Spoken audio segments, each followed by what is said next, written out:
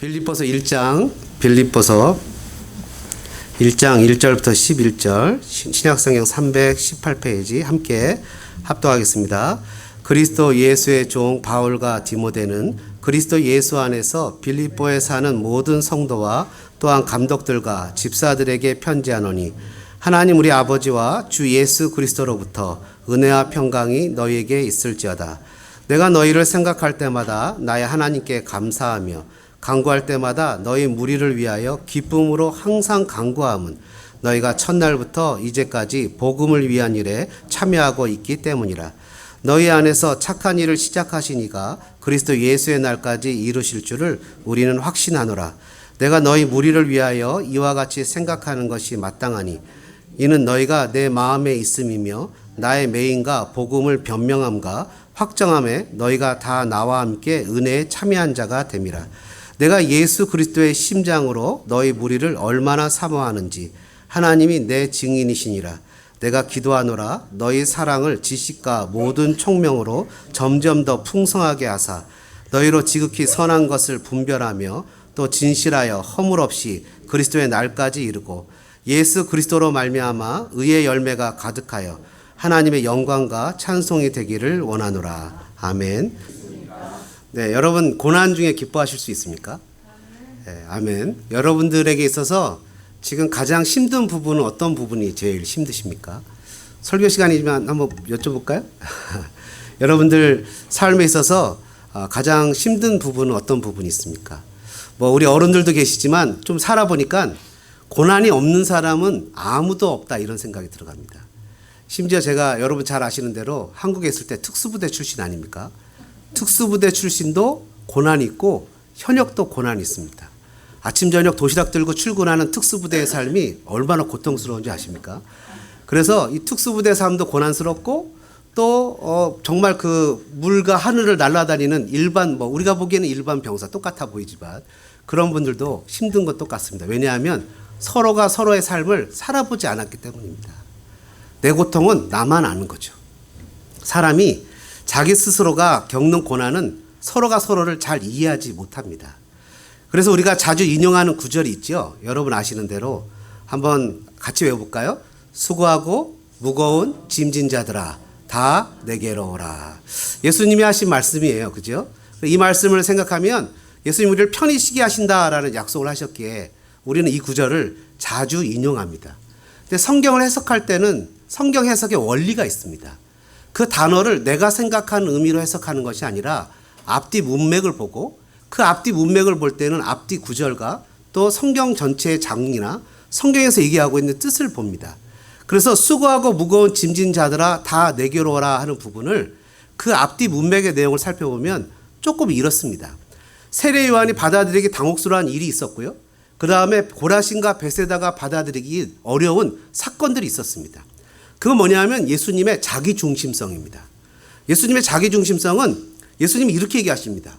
지혜로운 자들에게 숨기시고 어린아이들에게 나타내는 것이 아버지의 뜻인데 하나님을 알 수 있는 자는 아들과 아들의 소원대로 계시를 받은 자 외에는 없다는 겁니다. 그 말 끝에 나오는 얘기가 수고하고 무거운 짐진 자들아 다 내게로 오라는 겁니다. 그래서 포커스는 수고하고 무거운 짐진 자에 있는 것이 아니라 주님께로 가는 곳에 있는 겁니다. 주님께로 가는 것이 포커스예요. 그래서 여러분 주님께로 갈 때 내가 이 땅에 살아가는 수고와 무거운 짐의 정확한 의미가 해석이 됩니다. 수고하고 무거운 것이 내가 왜 수고하고 있지? 내가 왜 이런 무거운 짐을 지고 있지? 왜 내가 이런 삶을 살아가야만 되지? 내가 잘 가고 있나? 내가 뭐 하고 있지? 라는 것이 주님께로 가야만 그 삶의 의미와 목적이 해결된다는 겁니다. 주님께로 가야 하는 이유는 세상에 어떤 지식, 가치관, 역사에 흐르는 계시와 지혜가 있을지라도 그 어떤 것이 있을지라도 예수님께로 가지 않으면 그 의미와 목적이 분명해지지 않기 때문입니다. 예수님은 우리에게 구원을 주시는 분입니다. 여러분 믿으십니까? 예, 예수님은 우리에게 구원을 주시는 분이에요. 근데 예수님은 구원만 주시는 분이 아니라 우리의 삶의 의미와 목적도 부여하시는 분입니다. 여러분 아멘이십니까? 우리의 삶의 목적과 의미를 부여하시는데요. 내가 살아가는 학교 생활, 또 파타임이든지 풀타임 잡이든지 경제생활, 심지어 아이들을 가리키는 결혼생활, 살아가는 지혜와 학문적인 수고, 인간의 과학과 의술, 그리고 예술의 모든 분야까지, 그리고 내 계획과 내가 앞으로 되고 싶은 모든 것까지도 참다움을 깨달을 수 있는 길은 참다운 빛이신 예수님께 가야만 가능하다는 겁니다. 예수님은 구약 성경만을 이루신 분이 아니라 그 의미와 목적을 알기 위해서 예수님에게 조명되어져야 모든 것이 해결될 수 있습니다. 그래서 요한복음 1장 3절은 이렇게 기록되어 있습니다. 만물이 그로 말미암아 지은 바 되었으니 지은 것이 하나도 그가 없이 된 것이 없느니라. 만물이라는 것은 all things, through him, all things were made. 모든 것이 예수님을 통해서 만들어졌기 때문에 예수님을 통해서 만들어진 것은 예수님께로 가야만 그 존재의 의미와 목적의 의미가 부여된다는 겁니다. 이것을 모든 계시, 그러니까 all revelation, the Jesus is center, 예수님이 중심이라는 거죠. center all revelation, 모든 계시의 중심에 예수님이 계시다는 거예요. 그래서 여러분 고린도전서 10장 31절 잘 아시죠? 뭐라고 기록되어 있습니까? 같이 한번 외워볼까요? 그런즉 너희가 먹든지 마시든지 무엇을 하든지 다 하나님의 영광을 위하여 하라. 왜? Jesus is center. 예수님이 센터이기 때문이에요. 내가 열심히 일을 하는 것도 예수님한테 가져가야 그 열심히 일하는 거에 의미가 define 되고, 내가 열심히 뭔가를 하고 노력하고 내가 결혼 생활하고 경제 생활하고 모든 것을 하는 것에 있어서 그 모든 것이 주님께 가져가야 그것이 삶의 바른 의미와 목적이 세워진다는 거예요. 그래서 뭐라 했어요? 수고하고 무거운 짐을 진 자들. 오늘 저와 여러분이죠. 모든 것을 다 누구께 가져가야 된다고요? 예수님께로 가져가야 그것이 참된 목적을 깨닫기 때문에 쉼도 누리고, 그리고 예수님과 같이 멍에를 맨다고 표현했죠. 제가 옛날에 멍에 사진을 보여줬죠. 예수님과 같이 메고 가는 거예요. 그래서 삶의 의미와 목적이 깨달아지기 때문에 내가 지금 이게 힘들게 살아가는 게 맞나? 예수님을 바라보고 목적이 확실해지니까 힘들어도 견딜 수 있고, 목적을 바로 아니까 고난스러워도 견딜 수가 있는데 내가 지금 이것을 뭐 하고 있나? 라는 생각에 있어서 들어갈 때가 있죠. 여러분, 이게 좀 죄송한 표현인데 한 번에 알아들으시게 하는 표현이 있습니다. 어떤 표현이냐면, 내가 지금 죄송합니다. 강아지를 사랑하시는 분들한테 특히 죄송합니다. 내가 이 개고생을 왜 하고 있나? 개고생을 하는 의미와 목적이 예수께로 가져가야 그 의미와 목적이 분명해져서 참을만 한 건지 아니면 떨쳐버리고 하지 말아야 되는지 그 의미가 분명해진다는 거예요. 여러분, 여러분의 인생에 있어서 여러분들은 죄송합니다. 개고생을 하고 계십니까? 아니면 보람된 고생을 하고 계십니까? 보람이십니까? 저는 여러분들이 정말 보람된 삶을 사시기를 주님의 이름으로 축복합니다. 여러분, 빌립보서를요 옥중서신이라고 합니다. 옥중서신이라는 게 뭔지 아시죠? 감옥에 갇혀서 썼다는 거예요. 바울이 쓴 13개의 서신 중에 4개의 서신이 옥중서신인데요. 그 중에 빌립보서는 이제 처음으로 쓰여진 것 같아요. 2차 전도여행 때 쓰여졌는데, 바울은요 계속 뭐라고 표현하냐면 1장 7절에 I'm in chain, 내가 매여 있다. 13절에도 나의 매임, I'm chain, 나는 지금 쇠사슬에 매여 있다. 그리고 14절에도 나의 매임, 17절에도 나의 매임에 대한 괴로움 때문에 22절에 뭐라고 표현하는지 저는 좀 충격을 받았는데 이렇게 얘기합니다.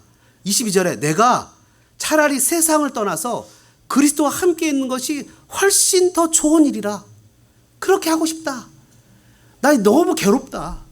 나 너무 힘들고 어려워서 그리스도에게 빨리 가고 싶다. 근데 내가 안 가는 게 24절에 육신으로 있는 것이 너희를 위하여 더 유익하다. More necessary. 더 필요하다. 내가 그냥 가면 난 너무 좋겠는데 내가 가지 않는 건 내가 내 삶의 중심에 예수가 있기 때문에, 예수님이 계시기 때문에 내 삶의 목적과 의미 때문에 나는 가지 않고 이곳에 있다. 쉽게 얘기하면 나는 지금 엄청나게 고생을 하고 있다. 엄청난 고생을 하고 있는데 이 고생을 하면서도 내가 확 죽어버리지 않는 건 그 이유가 있다. More necessary, 이유가 있다. 그러면서도요 빌립보서에 닉네임이 있습니다. 닉네임이 뭐냐면요, 빌립보서는요 한번 따라해 보실까요? 기쁨의 책. 기쁨에 대해서 너무 많이 얘기를 하고 있는 거예요. 좀 이해가 안 되시죠? 그래서 제가 제목을 이렇게 잡은 거예요. 고난 중에 기뻐할 수 있겠습니까? 이 제목을 이렇게 잡았는데 잘 잡은 것 같습니까? 아멘이십니까? 그러면 여러분, 우리가 고난 중에 기뻐할 수 있는 비법을 바울에게 배울 수 있겠습니까? 그러면 바울이 어떻게 그 감옥 속에서 차라리 내가 하나님께 가고 싶어요 라고 하지만 그 고난 중에서도 기뻐할 수 있는 그 바울의 삶의 목적과 의미를 우리가 배우면 우리도 그럴 수 있겠구나라는 생각이 들어가십니까? 아멘이십니까? 여러분 배워볼 마음이 있습니까? 없습니까? 솔직하게 그냥 얘기를 하세요. 배워볼 마음이 없으면 뭐 힘들게 얘기를 하겠습니까? 일부 예배 때 하느라고 힘들었는데. 예? 배워볼 마음이 있으십니까? 아멘이십니까? 예, 오늘 설교는 좀 깁니다.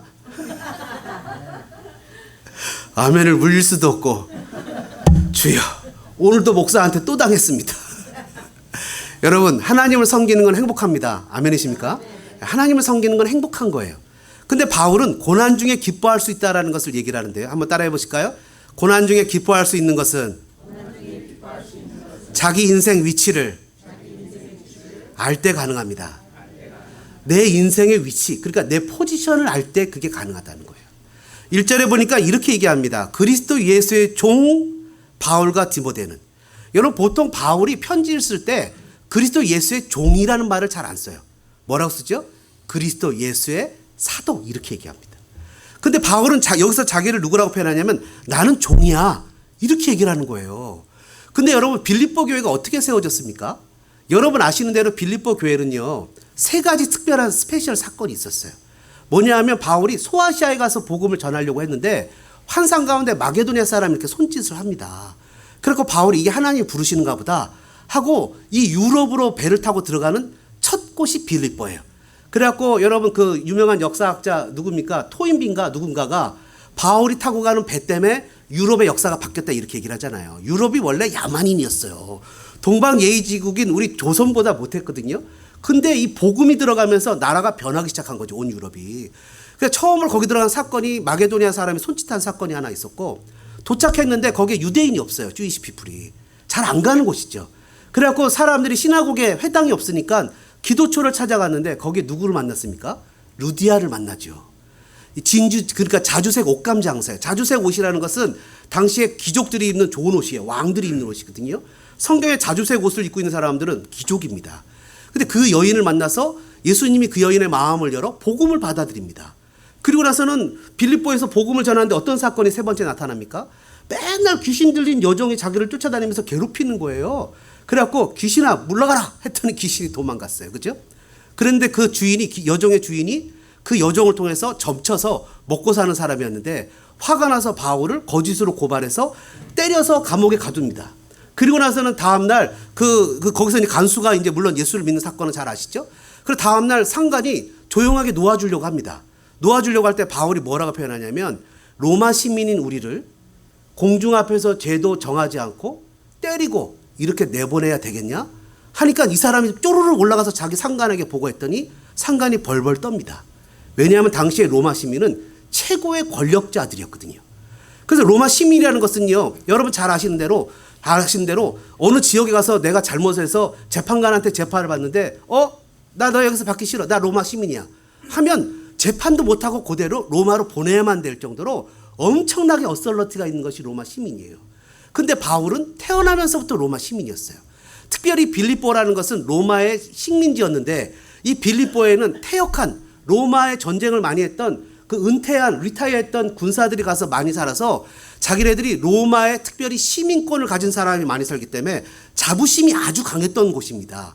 근데 그곳을 향해서 바울이 뭐라고 표현하냐면 나는 로마 태어날 때부터 로마 시민권이야 라고 얘기하지 않고 그거보다 훨씬 뛰어난 게 있는데 그건 바로 예수 그리스도의 종이야. 나는 예수님의 종이야. 이 땅에 살면서 나의 아이덴티피케이션 영어가 맞습니까? 나는 나의 정체성은 예수님의 종이야. 그래서 뭐라고 표현하냐면 바울이 이렇게 얘기를 하죠. 우리가 믿는 예수님도 빌립보서 2장 7절에 보니까 이분도 자기를 비워 종의 형체로 왔어. 로마 시민권 세상의 신분이 중요한 게 아니야. 이 빌립보서 2장 7절에 뭐라고 표현한다고요? 예수님도 종의 모습으로 왔어. 이렇게 표현하면서 그러면서 종이라는 것은 여러분 또 뭐라고 표현합니까? 3장 20절 빌립보서 3장 20절에 우리가 로마 시민권을 갖고 있는 게 중요한 게 아니라 3장 20절에 뭐라고 표현하죠? 우리의 시민권은 하늘에 있어.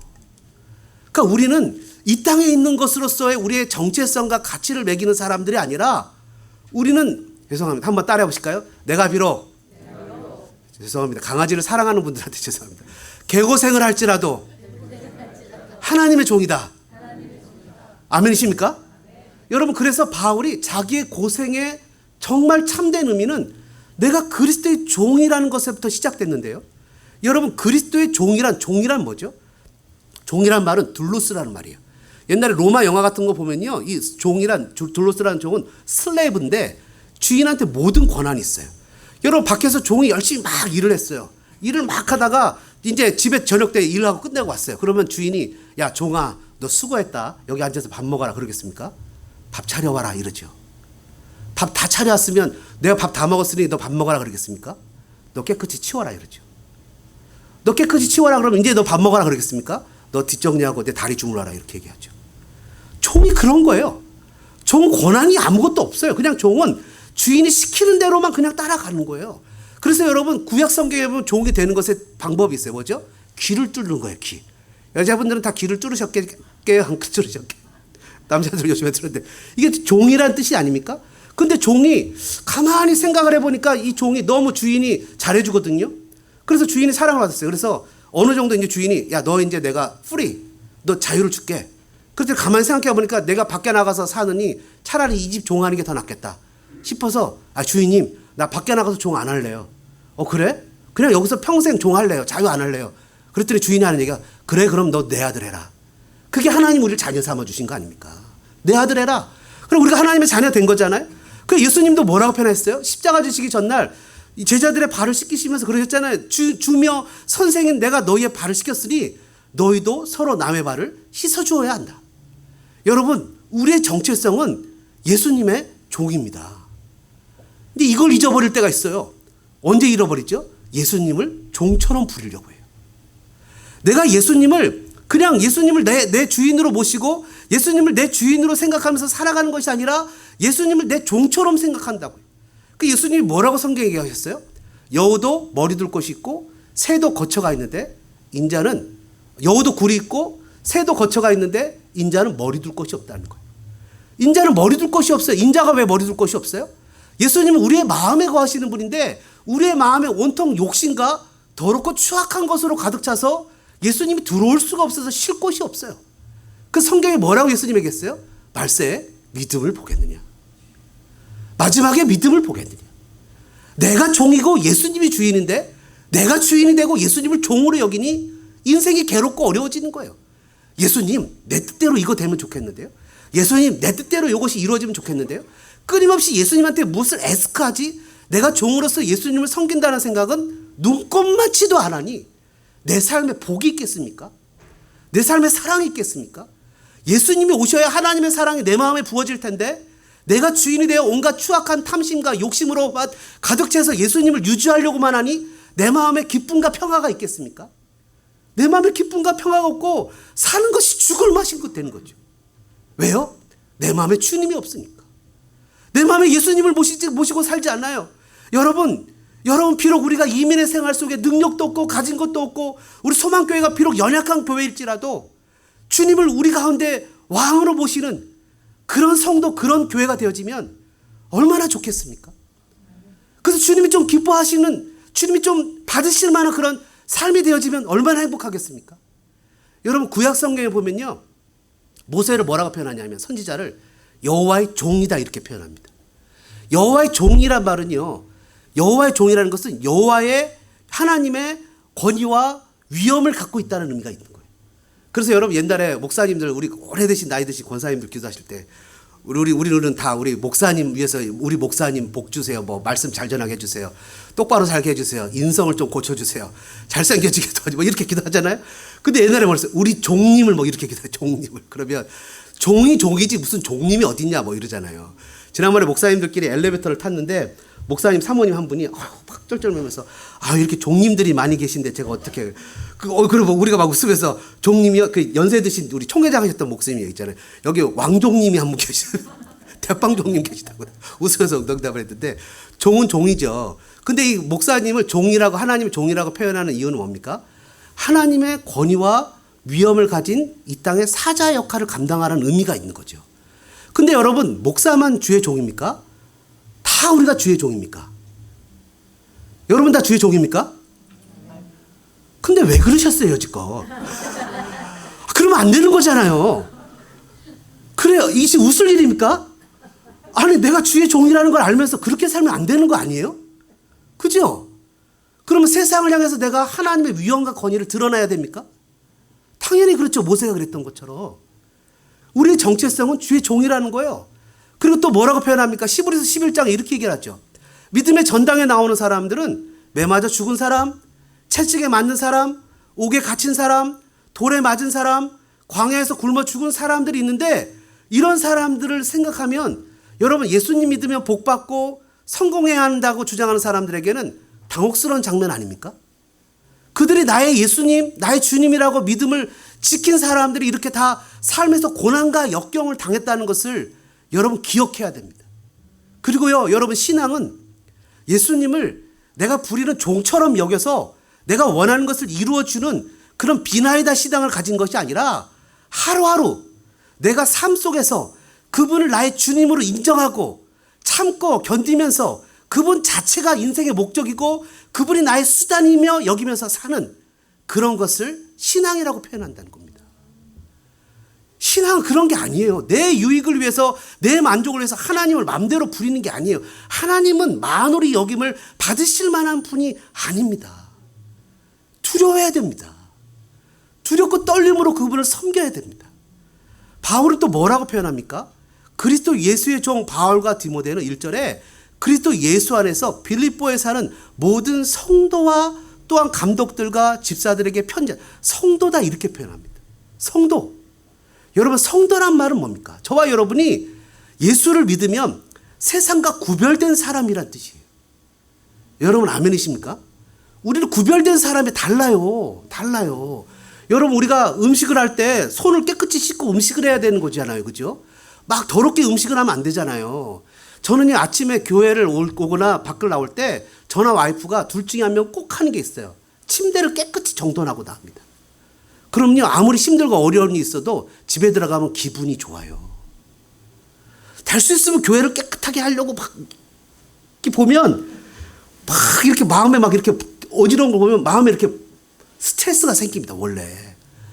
그런데 여러분 힘들고 어려워도 삶을 어떻게든 정돈하려고 애를 쓰고 막 이렇게 하는 것을 통해서 삶이 뭔가 달라지는 거잖아요. 그죠? 여러분 두아디라에서 루디아라는 여인이 빌립보에서 첫 성도가 된 후에 그 여인의 삶은 완전히 바뀌었어요. 어떻게 바뀌었죠? 바울이 하는 일에 든든한 스폰서가 됩니다.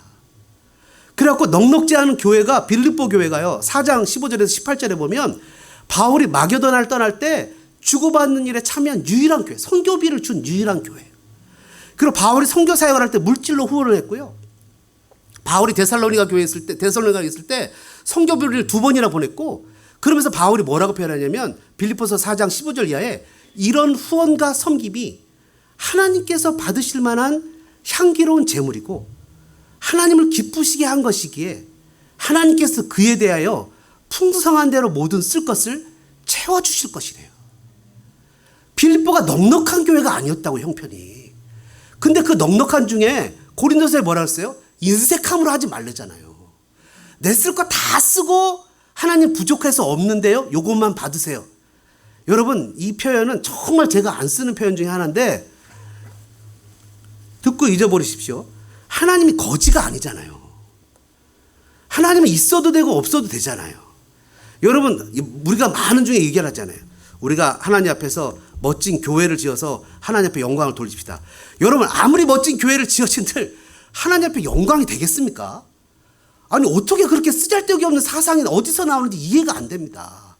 에레미야의 주님 얘기를 하잖아요. 도대체 그게 무슨 소용이냐고. 하늘이 땅이 하나님의 집인데 우리가 가진 것은요 우리의 마음이 하나님 앞에서 가면 내 물질이 있는 곳에 마음이 있다고 인색하지 말고 자원함으로 정말 힘들고 어려워도 주님 것을 드려지는 내 시간도 내 물질도 내 삶도 나의 모든 것의 생각이 디렉션이 바뀌는 거죠. 그래서 하나님 앞에서 드려지는 향기로운 제물로 하나님께 올려질 때 하나님이 그것을 기쁘게 받으시고 더 축복도 해주시고 기적도 베풀어 주시고 은혜도 주시고 물질도 주시고 축복도 주시고 그러는 거 아니겠습니까?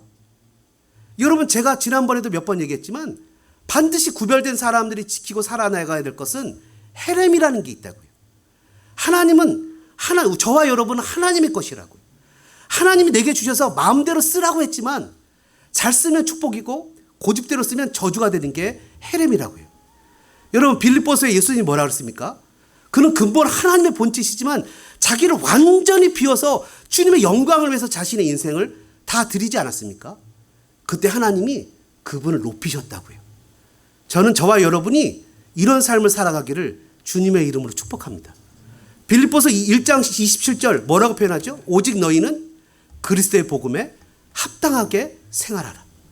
사치하지도 말고 욕심 부리지도 말고 하나님이 주신 만큼만 그 안에서 살아가고 감사하고 성도가 해야 될 도리를 하게 될 때 하나님이 더 넓혀주시고 블레싱도 하신다는 걸 여러분 믿기를 주님의 이름으로 축복합니다. 주님은 종으로 사는 성도, 나의 위치를 바로 알아 예수님을 주님으로 모시고 종의 위치로 거룩한 삶을 살아가게 될 때 하나님의 영광을 나타내며 그 고난 가운데서도 기뻐할 수 있어요. 여러분 두 번째로요. 고난 중에 기뻐할 수 있는 것은 한번 따라해 보실까요? 복음을 위한 일에. 조금 더 목소리를 볼륨을 올리셔서 한번 해보죠. 복음을 위한 일에 참여할 때입니다. 여러분 1장 3절부터 5절까지 보니까 이렇게 얘기를 합니다. 내가 너희를 생각할 때마다 나의 하나님께 감사한대요. 여러분 혹시 여러분이 누굴 생각하면 막 감사가 떠오르는 그런 사람들 있습니까? 막 떠오르면 여러분 자녀 중에 뭐 그런 자녀들도 있습니까? 막 걔만 생각하면 막 화가 올라옵니까? 아니면 기쁨이 나옵니까? 여러분 혹시 주변의 사람들 중에 직장에 누구 중에 딱 떠오르면 막 그냥 막 우라가 치밀어 오릅니까? 아니면 행복한 마음이 떠오릅니까? 여러분 성도끼리 생각할 때 어느 성도를 바라보면 마음이 막 설레고 기쁩니까? 예수님이 저와 여러분 생각할 때 마음이 설레고 기쁘죠. 우리가 누군가를 생각할 때 막 감사가 떠오릅니까? 그리고 간구할 때마다 기쁨이 막 일어납니까? 여기 보니까 4절에 뭐라 그랬어요? 간구할 때마다 너희 무리를 위하여 기쁨이 막 일어난대요. 그냥 바울이 빌립보 교회를 생각하면 감사가 나오고 기쁨이 일어난대요. 그래서 자기가 지금 온몸이 I'm in chain, 내가 비록 체인에 묶여 있을지라도 고난하고 힘들지라도 그걸 생각하면 그냥 즐겁대요. 여러분도 하루 직장 생활을 하거나 힘든 삶을 살아갈 때 아유 내가 이거 힘들고 죽겠는데 이거 언제까지 해야 돼 이런 생각이 들어가십니까? 아니면 이것 때문에 이거를 내가 열심히 하니까 누구를 생각하면 막 기쁜 마음으로 힘들지만 견디고 하십니까? 시브리서에 보니까 예수님이 십자가를 참은데 오늘 저와 여러분이 구원받을 걸 생각해서 십자가의 부끄러움을 참았다고 기록합니다. 근데 바울은 왜 이런 고난과 역경 가운데서 기쁨을 누렸습니까? 그건 뭐라고 써있죠? 5절에 보니까 이렇게 써있어요. 너희가 첫날부터 이제까지 복음을 위한 일에 참여하고 있기 때문이라는 거예요. Because. 복음을 위한 일에 참여하고 있기 때문에 내가 기뻤다는 거예요. 다시 얘기하면요. 여러분 이런 복음을 생각하니까 너무 기뻤다는 거예요. 저희 교회가 맨 처음에 시작할 때 저희 교회가 처음에 시작하니까 교회가 어려워요. 그때 뭐 렌트비도 내기도 어렵고 생활비 주기도 어렵고 여러 가지 삶이 어려웠는데 그래도 선교를 하고 싶어서 어떻게 하면 선교를 할 수 있을까 고민했더니 그중에 이제 어떤 형제 하나가 이런 얘기를 목사님 제가 네팔 현지인 교회를 네팔에 있는 교회를 아는데 그 교회는요 100불만 보내면 목사님이 풀타임으로 교회를 섬길 수 있어요. 근데 100불이 없어서 그 교회가 힘들어하고 있거든요. 그 교회 100불을 보내면 어떨까요? 그거 뭐 가성비 굿이에요. 그죠? 가성비. 적은 돈으로 한 교회를 살릴 수 있는 엄청난 돈이잖아요. 그래서 기억나시죠? 우리가 100불씩 보냈어요. 몇 년간을 보냈어요. 그래서 그 편지도 오고 막 이렇게 여러 가지 편지도 오는데 우리 교회는 그때 20명, 30명, 지금도 별 차이 안 나지만 근데 이 교회는 우리가 보낸 100불로 목사님이 풀타임 사역하느라고 그 목사님 우리 교회 담임으로 왔으면 우리도 그렇게 되는지 몰라요. 100명, 150명, 200명 늘어나는 거예요. 막 엄청나게 막 부흥하고 나타나는 거예요. 그래서 나중에는 여러분 네팔 교회가 자립하는 게 너무 어려운데 자립이 되는 거예요. 그분이 네팔 왕족의 왕자였는데 그렇게 너무 귀해서 우리가 또 뭐였죠? 시애틀에 있는 교회 개척했을 때 그게 또 도왔잖아요. 여하튼 우리가 목사님 그래서 그 교회도 자립을 하니까 또 멈췄잖아요. 그래 우리가 또 라오스를 또 도와주자고 지금 라오스에 지금 또 하고 있잖아요. 그래서 우리는 연약하지만 가성비 구신 한국 선교사님들한테 100불 물론 귀하지만 그게 한 20개 100불이 20개 모여야 그래도 좀 이렇게 돌아갑니다. 선교사님 살아야 되니까. 근데 현지인들은 그냥 우리 몽족 학생들 40불만 보내도 할렐루야예요. 걔네들은 인생이 바뀌는 거예요. 집안 전체가 바뀌는 거예요. 그러니까 가성비가 얼마나 좋은 겁니까? 그래서 그런 거죠. 그러니까 바울은 자신이 감옥에 있으면서도 복음이 이렇게 맨 처음에 너무 기쁘고 즐거웠던 건 이 빌립보 교회가 처음부터 자기 사역에 동참했다는 거예요. 심지어 12절에 보니까 뭐라고 표현합니까? 바울이 자신이 감옥에 갇힌 것이 복음의 진전이 되었대요. 왜냐하면 자기가 감옥에 갇혀 있으면서도 복음을 막 전하는 거예요. 시위대에 있는 병사한테도 복음을 전하고 만나는 사람한테도 복음을 전하고 막 바울이 이러니까 사람들이 그동안 감옥에 갇힐까 봐 두려워했었는데 이젠 두려움을 떨쳐버리고 뭐라고 써 있습니까? 여기에 14절에 보니까 주 안에서 신뢰함으로 겁없이 하나님의 말씀을 더욱 담대히 형제 중에 다수가 바울의 매임으로 말미암아 전하게 되었대요. 그러니까 오히려 자기는 매이는 게 이거 좋네. 차라리 내가 이렇게 매여서 고생을 하니까 오히려 복음을 전하는 그런 인커리지하는 효과가 나타났네. 여러분 옛날에 터키에서 그 무자비하게 7명인가 9명 살해한 사건 나타났을 때 기억나시죠? 선교사님 부부도 죽이고 이렇게 어떻게 성경 공부한다고 몰래 들어와서 다 죽였을 때 터키에 있는 크리스찬들이 다 뛰쳐났어요. 나도 크리스찬이니까 나도 죽여라. 그리고 그 다음엔 어떻게 됐는지 모르겠어요. 죽었는지 살았는지. 하여튼 이렇게 마음에 담대함을 일으킨 거죠. 담대함을. 여러분 그러면서 바울이 뭐라고 표현합니까? 7절 중간에 너희가 내 마음에 있으며 복음의 변명함과 확정함에 너희가 다 나와 함께 은혜에 참여한 자가 되었다. 예수님을 모르고 예수님을 믿는 사람들을 핍박했던 바울 아닙니까? 여러분 바울이 예수님을 얼마나 핍박했는지 몰라요. 그죠?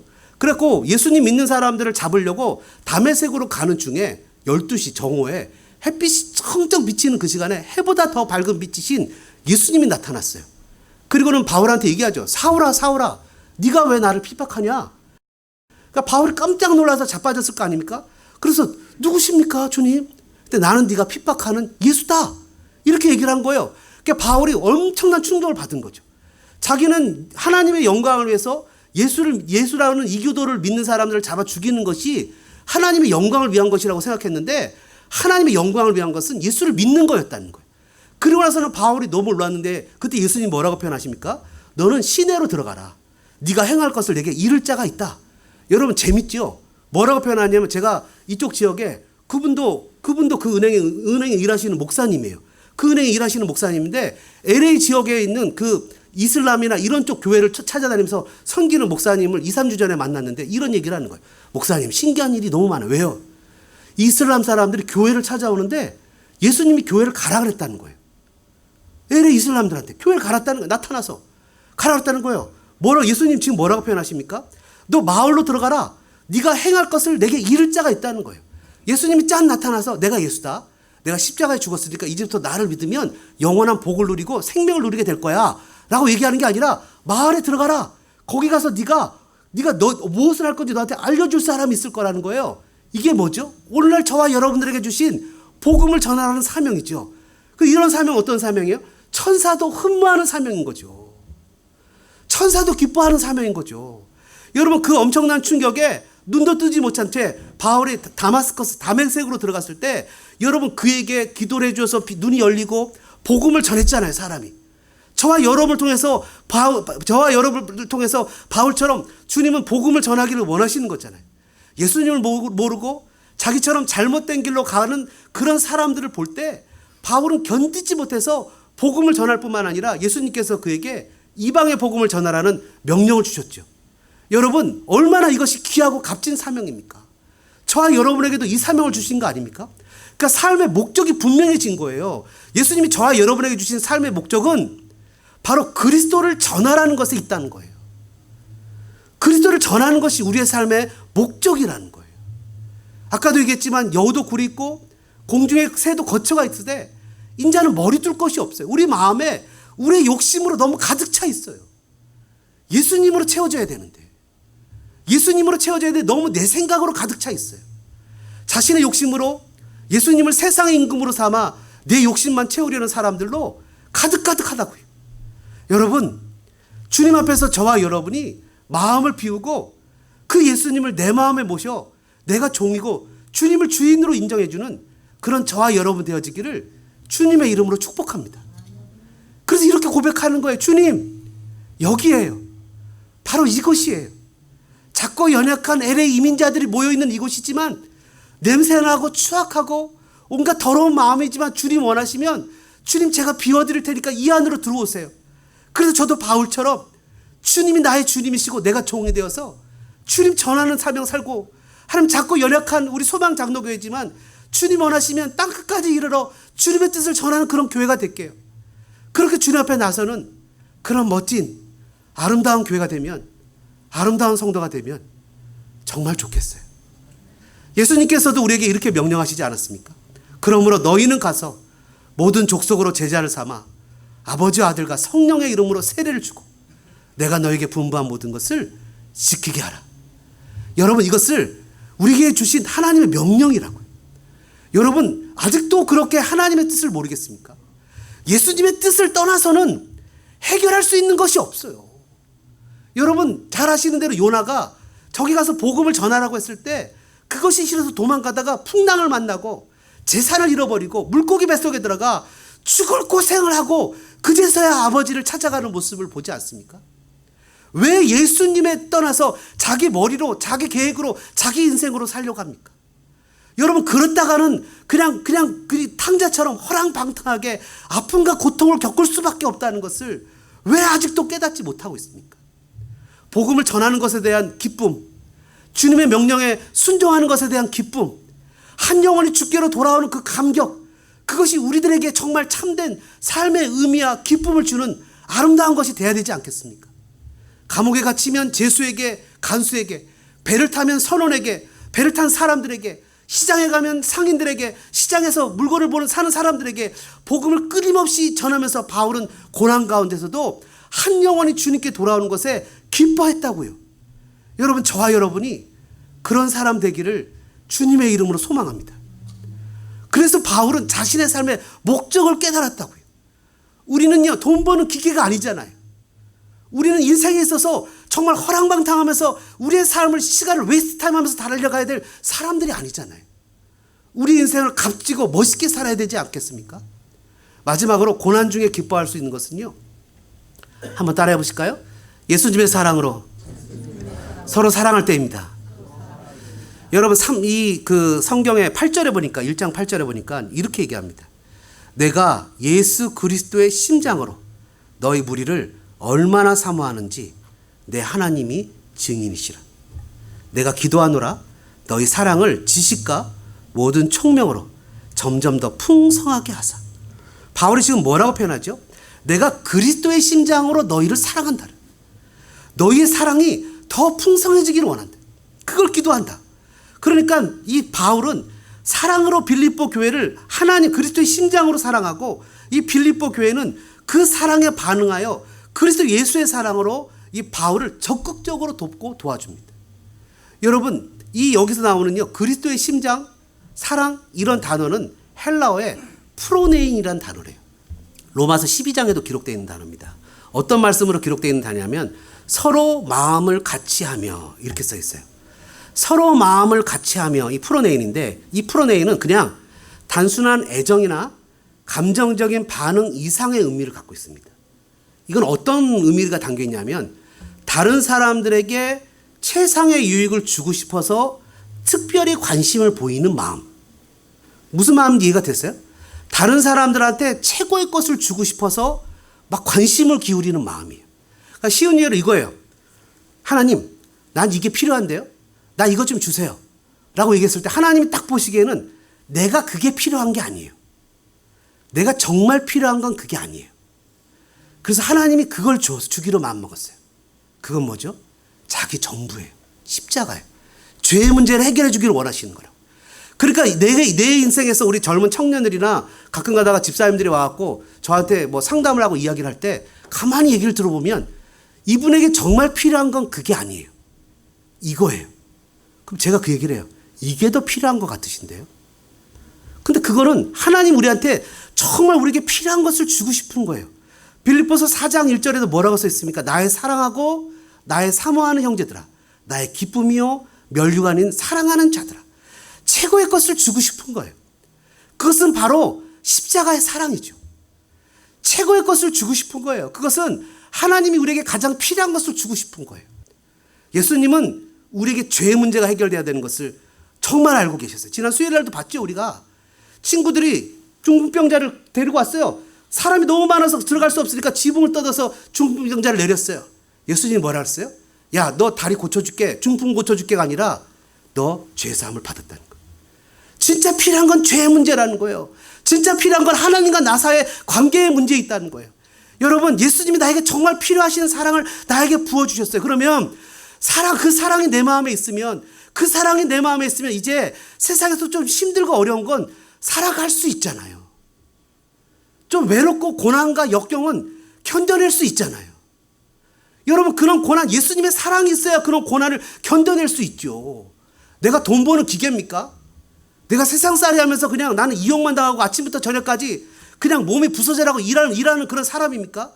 여러분, 나는 하나님의 사랑을 받은 존재라고요. 하나님이 나를 사랑하셨다고요. 나를 너무 사랑하셔서 그분이 자기 전부를 줬다고요. 그래서 우리에게는 예수님이 전부라고요. 그분을 잃어버리면 아무것도 아니라고요. 그래서 고린도서에 뭐라고 표현합니까? 내 몸을 불사르게 내어줄지라도 사랑이 없으면 아무것도 아니라고 하잖아요. 여러분, 예수님이 얼마나 아름답고 좋은 분입니까? 예수님만큼 귀한 분이 어디 있습니까? 예수님만큼 정말 우리를 사랑하시고 우리를 존재케 하시는 분이 어디 있습니까? 정말 온갖 추악하고 더럽고 온갖 죄에 물들어서 나조차도 내가 역겨운데 그런 나를 껴안고 사랑하시고 나를 품으시고 안으시고 자신의 전부를 주신 그 주님의 사랑이 오늘 저와 여러분을 만들지 않았습니까? 사랑하는 소망장로교회 성도 여러분, 존재 자체로 사랑받는다는 건 정말 행복한 거예요. 정말 감격적인 겁니다. 그냥 내 자체를 받아주셔서 사랑한다는 건 상상할 수 없는 감격이에요. 이해할 수 없는 사랑이에요. 주님이 나를 그렇게 사랑하신다고요. 주님이 나를 그렇게 받으셨다고요. 그러니 살아갈 수 있죠. 그러니 참고 견딜 수 있죠. 주님의 사랑으로 오늘도 주님이 주시는 아름다운 일들을 주님 자체를 사랑하며 섬기는 저와 여러분들 되어지기를 주님의 이름으로 축복합니다. 우리 시간은 갖지만 2, 3분 정도 같이 기도하겠습니다. 주님 죄송합니다. 내가 종인데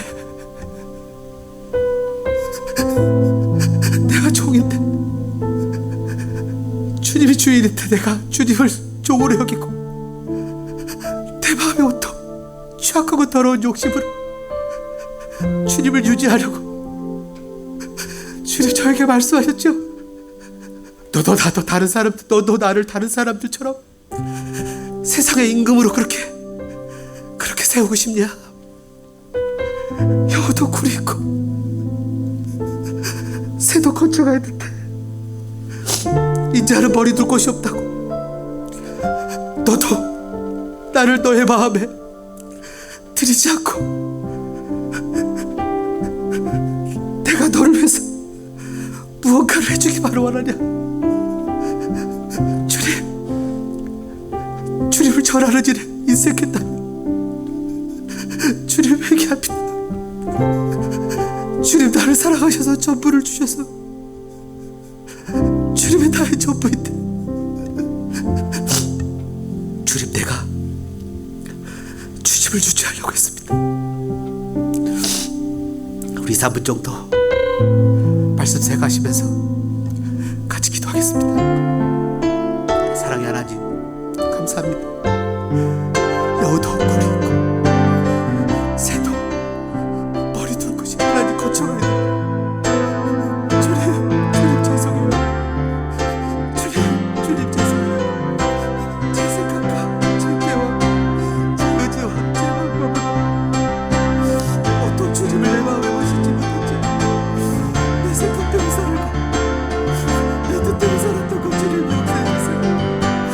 그렇게 살다 보니 인생의 의미도 잃어버리고 삶의 가치도 잃어버리고 주님이 얼마나 나를 사랑하는데 얼마나 좋은 분인데 그 주님도 잊어버리고 내 인생에 내가 주인이 되어 하나님 아침부터 저녁까지 밤을 새서 달리다 보니 몸도 망가지고 마음도 망가지고 삶도 망가지고 뒤죽박죽 엉망진창이 되어버렸어.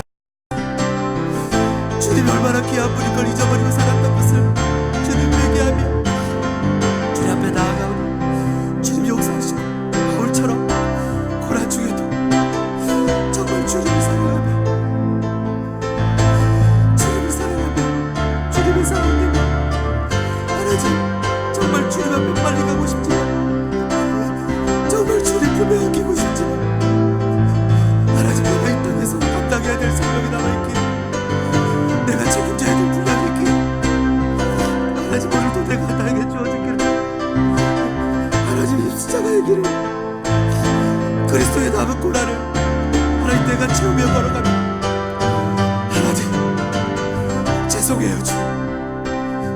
주님을 이용받하고 내가 이용받 당하는 느낌이 어떤 것을 알면서 주님 그렇게 했던 것을 죄송해요.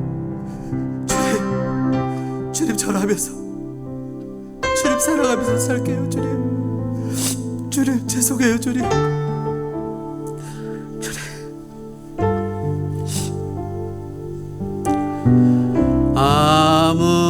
아무것도 두려워 말라.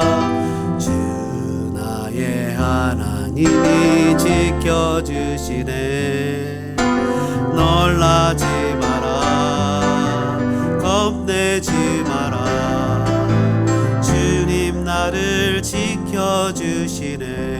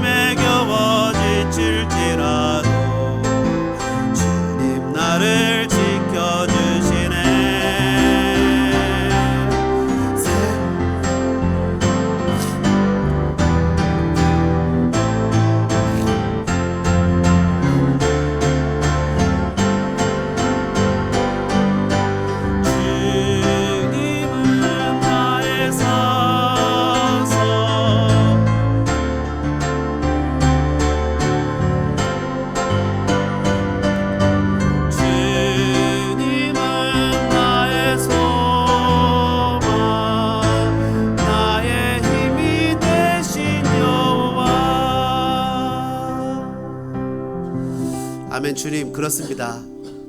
이곳에 있는 사랑하는 믿음의 하늘가족 소망장로교회 모든 교우들을 주님의 이름으로 축복합니다. 이 땅을 살아가면서 살 용기를 주시고 때로는 힘들고 어려울지라도 주님이 얼마나 나를 사랑하는지를 기억하여 다시 한번 힘있게 일어나는 복된 성도들 댁에 도와주옵소서.